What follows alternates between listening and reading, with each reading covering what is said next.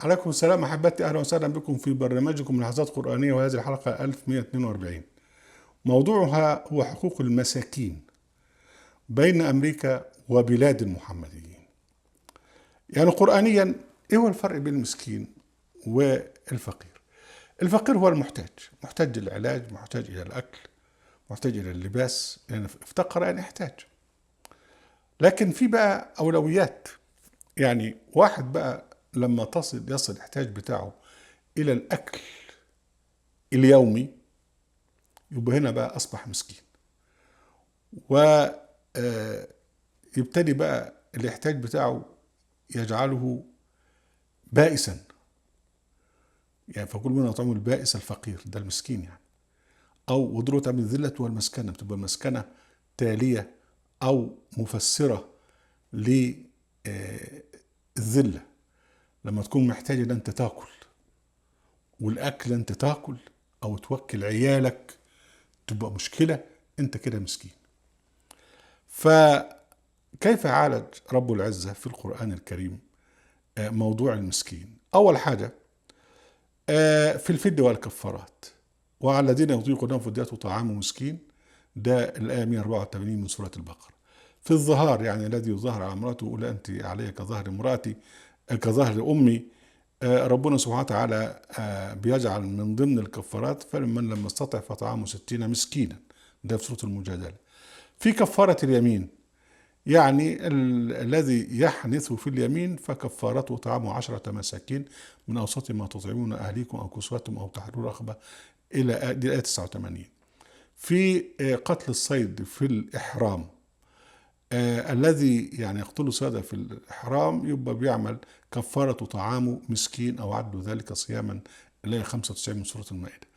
لكن في حقوق أخرى للمسكين، وهذا اهتمام كبير جدا. في الصدقة الفردية وآتِ ذا القربى حقه والمسكين وابن السبيل ولا تبذر تبذيرا، ده سورة الإسراء.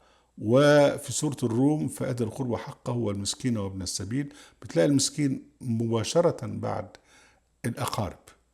وفي الصدقة الفردية يسألونك ماذا ينفقون قل ما أنفقتم من خير فللوالدين والأقربين واليتامى والمساكين وابن السبيل، ده 215 من سورة البقرة.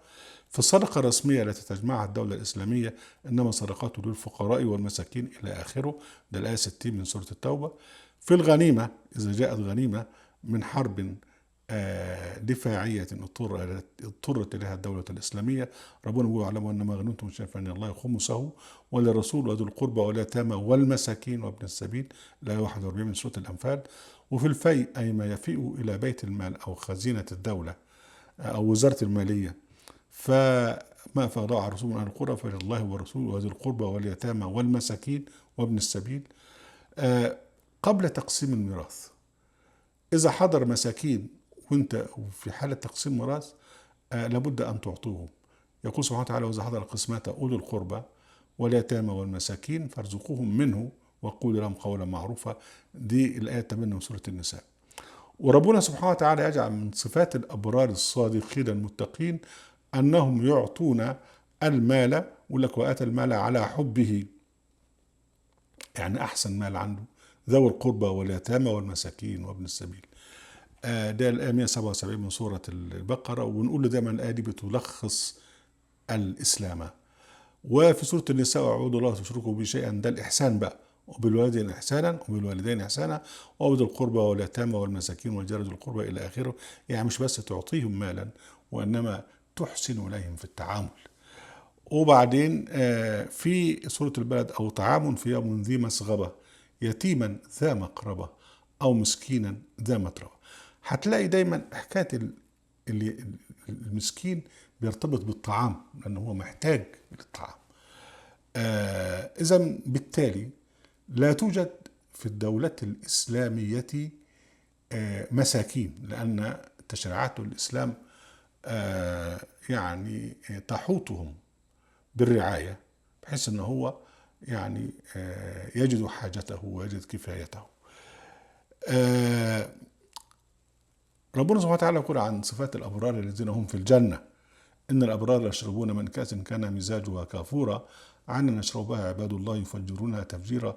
يقولون صفاتهم يوفون بالنذر ويخافون يوما كان شره مستطيرا ويطعمون الطعام على حبه، يعني أحسن شيء من الطعام مش الزبالة، ويطعمون الطعام على حبه مسكينا ويتيما وأسيرا إنما نطعمكم من وجه الله. على عكس بقى الجماعة اللي في الجحيم، ربنا بيقول عنهم إيه؟ إنه كان لا يؤمن بالله العظيم ولا يحض على طعام المسكين. يعني الحض على طعام المسكين ده فرض، مش بس ان انت تعطيه، ده انت تحض الاخرين على ان يعطوه طعاما. ولما اصحاب اليمين يسالون اصحاب الجحيم ما سلككم في سقر قالوا لم نكن من المصلين ولم نكن نطعم المسكين. يعني مش كنا نطعم المسكين، اذا لا يحض على طعام المسكين ولا يطعم المسكين. وربنا بيقول كلا بل لا تكرمون اليتيم ولا تحاضون على طعام المسكين. فالحض على إطعام المسكين ده فرض، ولا بد أن يقوم به الأفراد وبعدين تنفذه الدولة الإسلامية. وفي سورة المؤمنون أرأيت الذي يكذب بالدين فذلك الذي يدعو اليتيم ولا يحض على طعام المسكين. فاحنا عندنا بالنسبة للمسكين حكاية أنه الطعام والحض على إطعام، وده يعني حاجات واضحة جدا وشديدة الدلالة، أنه بهذا لن يكون هناك من يحتاج إلى الأكل أو إلى الطعام. في بلاد المحمدين بقى موضوع تاني خالص. بلاد المحمدين الطبقة الوسطى بتتضاءل، قليل منها يعني من يصعد إلى الطبقة العليا يكون مترف بقى بالفساد والى آخره، لكن هم يتضاءلون. الطبقة الوسطى اللي هي صمام أمن المجتمع تتضاءل، وبالتالي حتى ناس بتسقط منها وتبقى ضمن طبقة الفقراء. وبعد كده الفقراء ناس بيسقطوا منهم يبقوا في أفقر الفقراء، يعني بيبقوا مساكين. والمجتمع بقى بينقسم، يعني طالما الطبقة الوسطى ديت بتتضاءل وبتنكمش، فالمجتمع بينقسم إلى قسمين أساسيين. القسم الأول اللي هو المترفون، وهم أقلية 1/10%، ومعهم 99% من الثروة. وبعد كده 9 أو 98% فقراء أو تحت درجة الفقر، يعني أفقر الفقراء. المجتمع بهذا مرشح للانهيار، إن لم يكن من الخارج فمن الداخل. ده لازم يحدث. يعني إذا أردنا أن نهلك قرية أمرنا مترفيها، يعني أمرناهم بالعدل ففسقوا فيها فحق عليها القول فدمرناها تدميرا. فأولئك الذين بطرت أو بطروا معيشتهم وربنا بيهلكهم. يقول سبحانه وتعالى فكم من قرية أهلكناها وهي ظالمة فهي خاوية على عروشها وبئر معطلة وقصر مشيد. يا سلام على التصوير. بئر اللي هي بتخدم الناس الغلابة معطلة، لكن في قصر بيخدم واحد بس مشيد. فبيقع بقى بعد هلاك القرية دي القصر والبئر المعطلة. ده بقى مش موجود في أمريكا. أنا بقول دي شهادة، وأنا في أمريكا هنا هدخل في يعني في العام 20. أولا في أمريكا في بنوك الطعام، بنوك طعام متاحة، أي واحد يروح. وخلي بالك معظم اللي بيروحوا اللي هم مهاجرين أو جايين من ما هوش أقل ما تلاقي واحد أمريكي أبيض رايح، لا، اللي بيروح معظمهم يروح يأيد اسمه ويروح كل يوم يدخل ياخد طعام مجاني، ياخد حاجات مجانية. ليه؟ لأن المتاجر الكبيرة بتبعت جزء من اللي عندها إلى بنوك الطعام، وبنوك الطعام ديت مفتوحة أبوابها، أي واحد تسجل اسمك وبتروح هناك بتوري الكارت بتاعك وتخش تاخد اللي أنت عايزه. والكنائس، الكنائس يعني أنا لما جيت هنا في الأول أنا عملت لنفسي، كنت طبعا الظروف صعبة جدا، عملت لنفسي $7 مصاريف أكل في الأسبوع، وكانوا بيكفوني في الوقت ده. كان جنبية كنيسة فاتحة أبوابها للي يروح ويسجل اسمه ويروح وياخد حاجات أي كده. طبعا برضو المتاجر الكبيرة بتدي للكنيسة والكنيسة بتوسع. أنا لم أرضى لنفسي هذا. $7 كنت بكفي نفسي لغاية طبعا لما ربنا سهل والأمور تحسنت يعني. في غير كده ان في اماكن بتقدم الطعام الساخن الجاهز للجماعه الهوملس اللي هم اللي عايشين في الشوارع. ودول عايشين في الشوارع ليه؟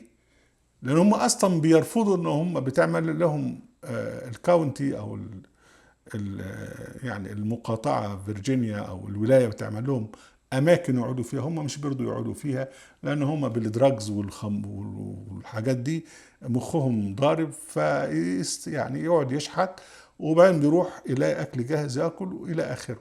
ففي طعام ساخن جاهز للناس ديت.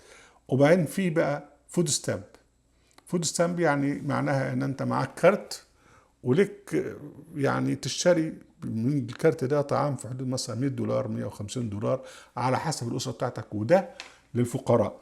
وده متاح لما يكون واحد فقير ويقدم ما يثبت هذا بياخد كده. ولما يبلغ سن المعاش من حقه ده بياخد تأمين صحي وبياخد الفود ستامب أو كارت الطعام، يروح يشتري وياخد إلى آخره. في طعام مجاني وتأمين صحي للتلاميذ من اول اولى ابتدائي لغايه الهاي سكول لما يخلص. طعام صحي، تأمين صحي وطعام مجاني، وجبات غذائيه محترمه للتلامذه والاطفال وللحوامل. لما تكون واحده حامل وفقيره بتروح بيسموها بتاخد الويك اللي هو بتاخد كل اسبوع كذا كذا كذا طول ما هي حامل، ولما تولد بينصرف لها قد كده. ده للفقراء. واصحاب المعاشات برضو نفس الحكايه. واللاجئين السياسيين، لما كنا لاجئين سياسيين او اول ما خدت الموافقه على اللجوء برضو انصرف لي كل الحاجات ديت. بعد ما كنت بصرف $7 في الاسبوع اصبحت باخد $150 تكفيني وتفيض. انا افتكر يعني اول ما صرفت الفود ستامب وكان طبعا يعني كان نفسي اكل حاجات كتيره، مش كانت بتمكن، كان نفسي اشرب صودا، مش ما كانش، لان $7 يا دوب يكفوا اكل كده. فرحت بقى في عربيه اللي انا كنت ساكن عنده، وجبت بقى حاجات كتير ليا وللجماعه. اول ما دخلت الصودا قلت لكم ليلتكم صودا يعني مش صودا.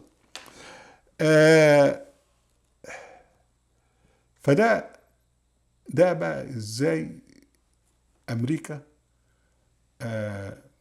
بتحارب الفقر وما تخليش اي حد مسكين.